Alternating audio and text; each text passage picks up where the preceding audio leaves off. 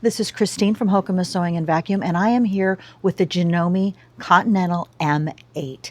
It is an absolutely phenomenal machine. Great big throat space, which we absolutely love, and a lot of built-in lighting within the machine. But today what I want to talk to you about is the automatic stitch regulator that comes standard with this machine. And it comes in a beautiful little box. We open this up, and what we have in here are 4 different soles. This is a closed toe version. This is the Echo quilting foot, which is great for going over heavy seams. And then we also have a ruler foot for our ruler girlies. Now, and guys for that matter. This ruler foot is the only one that is available for a machine with stitch regulation. And Janome has it, so that's something to know and enjoy. All right, the one that I'm working with today is the open toe version. I want to show you a couple of things about this foot. First, we have the working part of it. This little window here is what is reading my fabric to know that it's moving, and that's what communicates with the machine to slow or speed up my stitching based on how I'm moving. And this just plugs into the back of the machine. So I'm going to go ahead and get this put on my machine. It goes on just like any other foot. My screw fits here. This rocks around my needle bar. All right, so we're going to do that next. In order to put this on, I am going to use what I call the rock-on method. And what I do is I remove this screw out just enough to allow me to get this around my needle bar. So I'm just going to literally rock it on. Come in with my screwdriver. And this is just like every other screw you do, righty-tighty, lefty-loosey. Do finger tight, and then come with the screwdriver, even if you think you've got it good and tight, because as the machine moves, she's got a lot of power to her. You don't want that coming undone. Now in the back of the machine, there is a port, and I am just going to fit that into my port, and she is already ready to go. And there's nothing wrong with getting up and looking behind there, okay? So that part is all set up. Now the next thing that I'm gonna do is I'm gonna go ahead and put my fabric underneath. And this is just a fat quarter sandwich with some batting. This is going to be what you're going to want to use to practice before you work on those quilts that you have spent a lot of time piecing. Now, I'm going to show you how we're going to go to the screen now and set up. All right, we are back here at our screen. This is our screensaver. You can also program this to do other things. I don't usually worry about that too much, but the first thing I need to do is touch my screen to wake it up. That lets the machine know that I am ready to use it. Well, I want to use my automatic stitch regulator, so I need to go into a different setting. This is for normal sewing. So what I'm going to do is I'm going to touch my little t-shirt, and that gives me this little tutorial area. The next one that I'm going to do is actually the next one in, because this is just for regular stitching, but I want to do quilting. And that little heart with the 2 feathers coming off of either side here, that is where I want to go for quilting. And then I have all kinds of different options for quilting here, but what I need to do is free motion. So I'm going to go into free motion. And then again, even here I have some options. I happen to know that with my stitch regulator, I want straight stitch 3, so I'm going to press that. It is telling me to make sure I have the proper foot attached. I'm going to tell it okay. And it is showing a different foot than what I showed you earlier. Well, what I need to do with that is come over here and look at where it says ASR. That stands for Automatic Stitch Regulation. And if I press on that, that tells the machine that's what I want to use. And now those soles look an awful lot like the ones I showed you earlier. All right, and then it gives me, now that I have that going, my different options for playing with the stitch regulator. The ones that I cannot use are grayed out. That's one of the things I absolutely love about the M8. If I have set my machine up for something, it's going to gray out what it is not capable of doing under those settings. One of the things it has done for me that you might go, hey, how come you haven't done it yet? Is this is actually going to drop the feed dogs for me automatically, because I've told it we're going to use free motion and that automatic stitch regulator, so it knows that those feed dogs don't need to come to the party. So now that I've done that, I'm actually ready to get stitching. Alrighty, we're back here at our machine. We're all set up for free motion quilting. And I have a set of what they call machine quilting gloves. These have special grips at the fingers. And some people like to use these because what it helps with is moving the quilt without fatigue. There are some other tools we can use, and we'll talk about those in another video. But this is just going to help me move because there's just a little bit of grippy here, just at those fingertips. All right, so we're going to go ahead and use those. Now, you have two choices with the Continental M8. You can either use the start and stop button, or you can use the foot control. Today I'm going to use the start and stop button, but I'm going to start by bringing my thread up. That is kind of a best practice type of thing, and I have just a teeny little tail here. But this is about controlling my threads. And you want to do that in quilting, especially if you're doing things for competition. This is one of the things they're going to look for. If I don't control those threads, I'm going to end up with a knot on the bottom, and that's going to be very hard to tease out. So if I just bring it up to the front, I get to control it. Usually what I like to do is just kind of get things started, and then I'll stop and I'll trim. Now, if this was a quilt that I cared about, what I would do when I stop and trim is I would actually tie this in a knot, bury my threads between the two layers, and then quilt over it to really secure it. But today I'm just going to trim once I get started. Okay, and my hands are going to go on either side. Now you notice the machine is moving fairly slowly, and it will speed up as I go.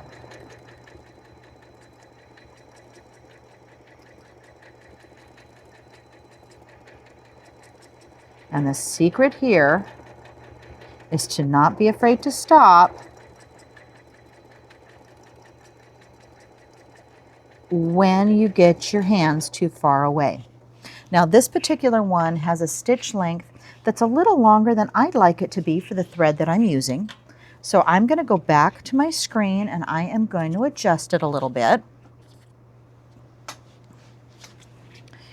And all we're going to, okay, all I'm going to do is adjust it right here or right here. I can do it in either direction, and I'm going to make this smaller. So, oops, went the wrong way. It was a little bigger, so I'm going to just make this a little bit smaller and see if I like the look of it. Now, the size of your stitch length is really going to be dependent on a couple of things. One is the look that you're after. The other is how thick your thread is and how small your quilting is. When you do what they call micro quilting, which is very, very tiny, you're going to want to make sure that your stitch length matches. Okay, so I'm just going to, this is just what I call a lazy E, but I'm going to go ahead and do a few other little things here. We'll do a little stippling. All right, now we've made on ahead and I have increased my speed on the machine. Part of the reason I'm getting the stitches that I've got is I wasn't paying attention to where my speed was. So these are just kind of things to keep in mind when you start playing. It is very likely that out of the gate, you're going to want to make some changes. And this machine allows us to have that control. So I'm going to go ahead and give her a start again, and we'll give her a test. Ah, beautiful.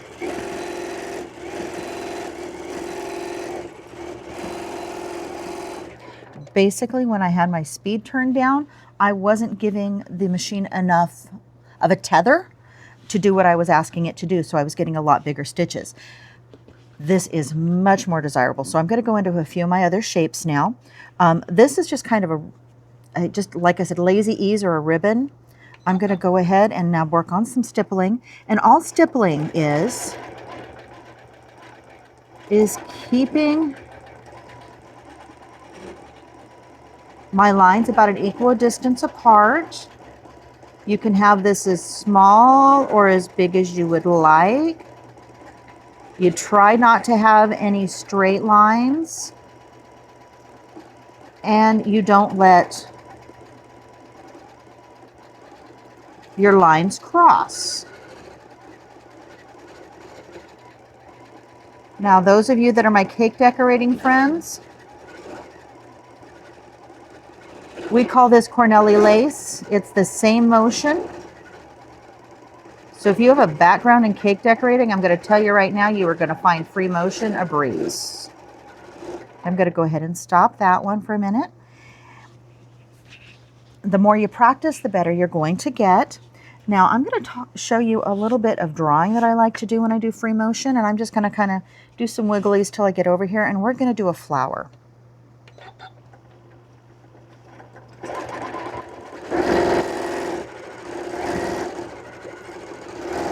This is what we're going to call a meander.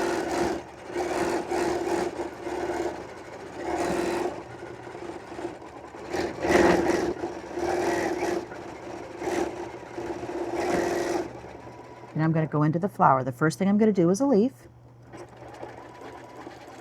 And I'm just going to give it an arch. Then I'm going to go give it my stem, which is going to be backwards. All right, got it there. Now I'm going to come in and do the other side of my leaf. And I'm going to meet up as close as I can with the tip. Don't worry about if it doesn't exactly. Now then I'm going to come in and do my flower, and this flower that I do is a scribble. I'm just going to do circles.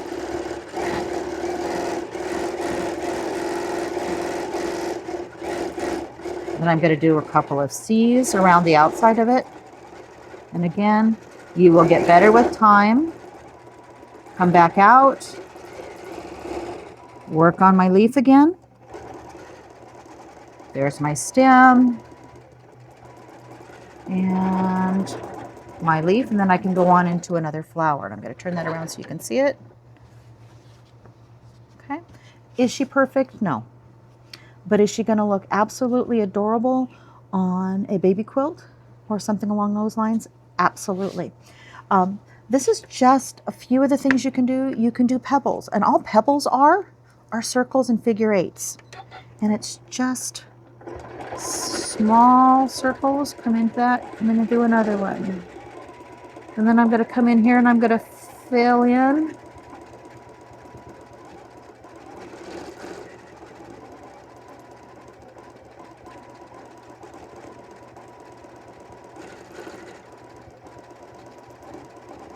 Just give it a circle.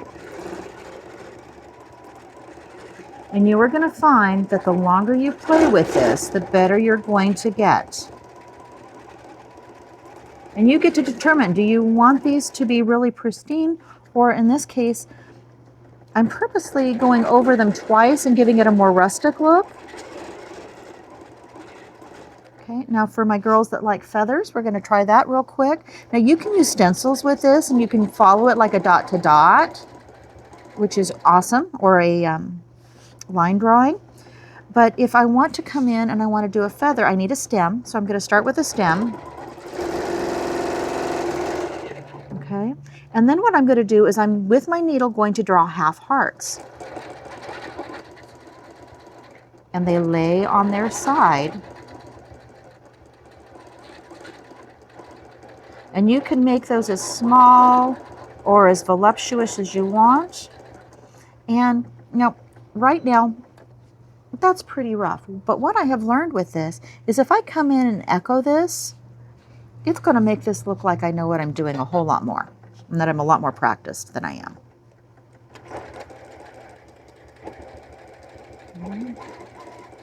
And I'm going to go back to my cake decorating analogy.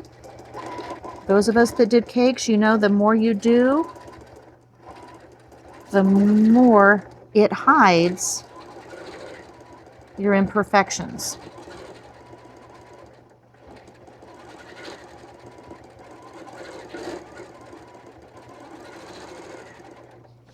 Okay. So that's basically a feather. That's one side of it. Now if we come around the other side, I'm going to do kind of a teardrop at the top, and then I'm going to draw my hearts the other direction. And if you're like me, you may find that you like your hearts better in one direction than the other. And there's a couple of ways you can handle that. My personal preference is just to practice. But you can also turn this around and work from the other side.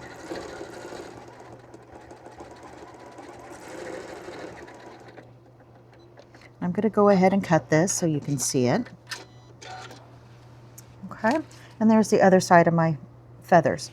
And again, this is just a half a heart laid on its side along a stem. This was just an introduction to the M8 and free motion quilting with that stitch regulator. The thing I want to remind you about that stitch regulator is the sensor is right here. So when you set up your quilts, it's really important that you leave yourself about 4 inches all the way around, so that even when you're doing the edge of your quilt, it can still read it. Because if you get your quilt trim too close to that edge and this isn't fully covered by fabric, it's not going to have anything to read. And so you might not like the quality of your stitches when you come to those edges. This has been just an introduction to free motion quilting using the M8 stitch regulator. Again, I am not a free motion quilter when it comes to these sit-down machines by any length, and even I was reasonably successful. I've been Christine from Hokumas Sewing and Vacuum. You can find us at hokumas.net or in Redding, California at 2736 Bocelli Lane. We look forward to seeing you soon.